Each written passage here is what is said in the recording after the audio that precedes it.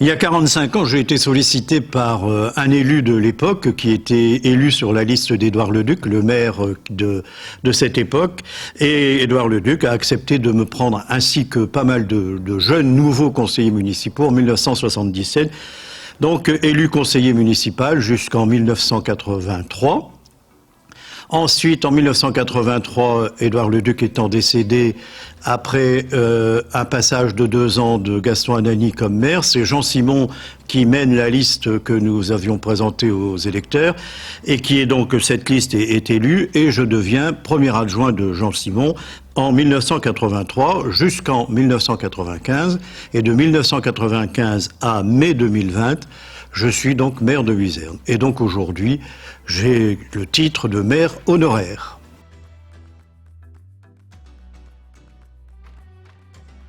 Je vais commencer par tout ce qui est logement, lotissement, puisque ça a été une part essentielle de l'activité de ces 25 années pratiquement, avec tout d'abord la création de la résidence des Bruyères à la place de ce qu'on appelait à l'époque la cité HLM de Gondardenne, une cité HLM qui avait bien besoin d'être rénovée. Ensuite, nous avons acheté l'école Jeanne d'Arc, l'école privée qui a cessé son activité pour transformer une partie de cette école en salle de destinée à la vie associative luzernoise et une autre partie au logement avec la résidence Marie Curie. Une petite anecdote, ces logements étaient au départ pour des personnes âgées, aucune personne âgée ne souhaitait y aller. Aujourd'hui, on souhaite largement y aller. Ensuite, ça a été l'aménagement par la CASO du lotissement de la Large Patte, un gros lotissement qui s'est fait bien sûr en plusieurs périodes. Ensuite, celui des Hauts de Luzerne, qui est situé à droite quand on descend de Longness.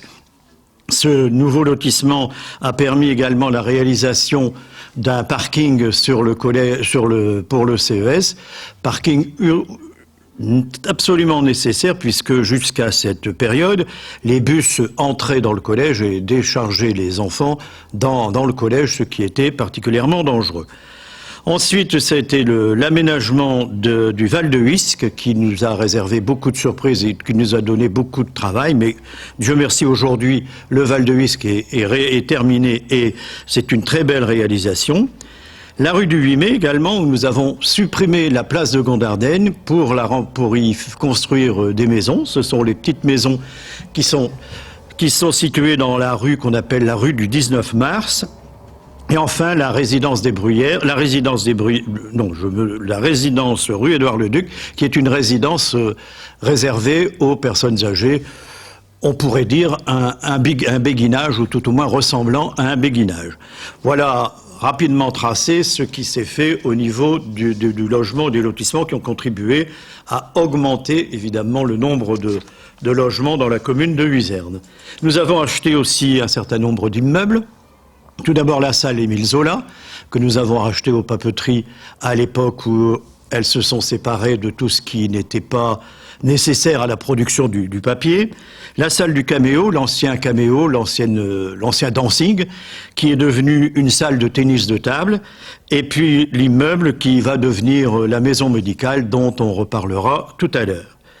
Au niveau des constructions, nous avons construit le stand de tir à l'arc, le stand de l'Amicale laïque. Nous y avons installé sur la parcelle de l'Amicale laïque un Algeco qui est attribué à la société La Colombe. Nous avons construit la nouvelle gendarmerie située rue François Mitterrand. Nous avons transformé l'ancienne gare SNCF qui n'était plus évidemment utilisée. Nous en avons fait un local pour la vie associative et un logement loué à des habitants. Et enfin, dans les gros travaux de voirie, je retiendrai surtout la rue de Saint-Omer avec un aménagement complet de la rue de Saint-Omer et aussi aménagement de trottoirs, etc. Enfin, une rénovation totale de cette rue de Saint-Omer qui a pris un certain temps.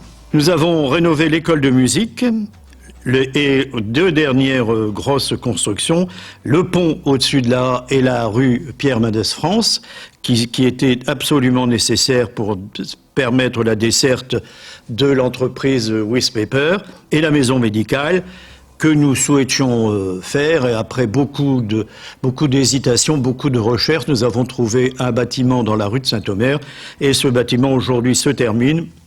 Il va nous donner une maison médicale que je suis sûr on va nous envier dans les communes voisines. Voilà, tous ces travaux et ces investissements ont été conduits dans le but d'améliorer la vie de tous les jours des habitants, de développer la commune pour en faire une commune attrayante, le tout en maintenant des taux d'imposition raisonnables. Je sais que ces taux sont toujours trop hauts, mais pour fonctionner, une commune a besoin de finances et il faut donc qu'elle lève des impôts. Une anecdote aussi pendant ces nombreuses années d'élus, c'est que lors du premier mandat, nous avons réussi à convaincre le maire de l'époque et le conseil municipal de l'époque à créer un bulletin municipal. C'est donc le premier bulletin municipal qui a été créé dans ces années 1977-1980. On faisait ça manuellement, il était en noir et blanc, imprimé par nos soins, avec une machine que je pense on appelait une Ronéo, et avec un stencil rempli d'encre, et nos vêtements étaient autant remplis d'encre que le stencil à la fin de l'opération. Néanmoins, nous avons réussi et ces bulletins ont toujours été appréciés. Ils le sont encore plus maintenant puisqu'ils sont en couleur avec de belles photos et qui donc permettent aux habitants d'avoir des informations sur la commune. Et j'ai aussi participé avec le docteur Gérard Le Turc et son épouse et mon épouse à la création de la bibliothèque. C'était un événement aussi, une bibliothèque à Luzerne. Et cette bibliothèque a été longtemps communale, elle est aujourd'hui intercommunale.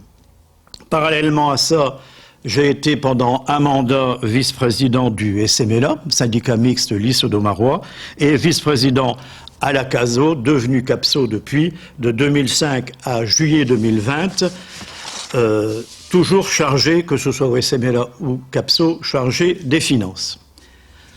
Voilà, c'est donc une vie d'élu bien remplie, conduite avec passion et avec la volonté d'être utile à la commune et à ses habitants. En étant bien sûr toujours à l'écoute des concitoyens, toujours prêt à les accueillir et à les recevoir en mairie pour essayer, dans toute la mesure du possible, de les aider.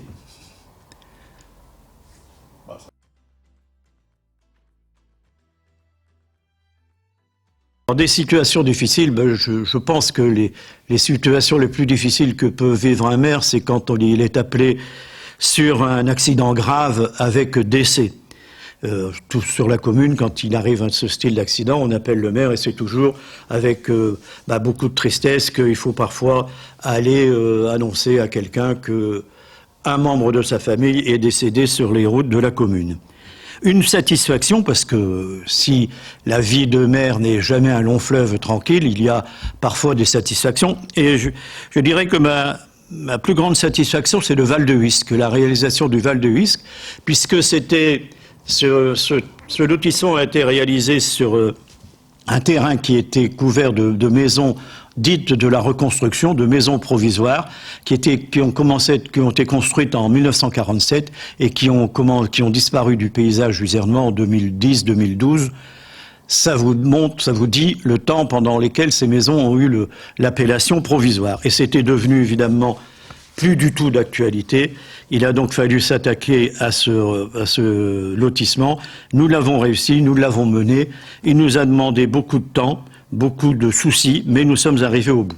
Et puis dans les bons moments aussi, c'est la vie associative, c'est des moments de convivialité avec les associations et avec les habitants. C'est toujours des moments qu'on apprécie, qui permettent de rencontrer, de discuter avec les habitants. En conclusion, je dois vous dire que j'ai beaucoup aimé ce que j'ai fait. En 2026, j'aurai 49 ans de vie municipale, soit presque des noces d'or communales. Pour terminer, je voudrais donc dire merci aux habitants pour la confiance qu'ils m'ont toujours témoignée à moi, mais aussi aux équipes que j'ai proposées. Remercier mon épouse Liliane pour sa compréhension et son soutien pendant toutes ces années, qui ont été, vous le devinez, ponctuées par de grands nombres de réunions et beaucoup d'absences. Ma carrière va se terminer en 2026, donc après 49 ans de vie municipale.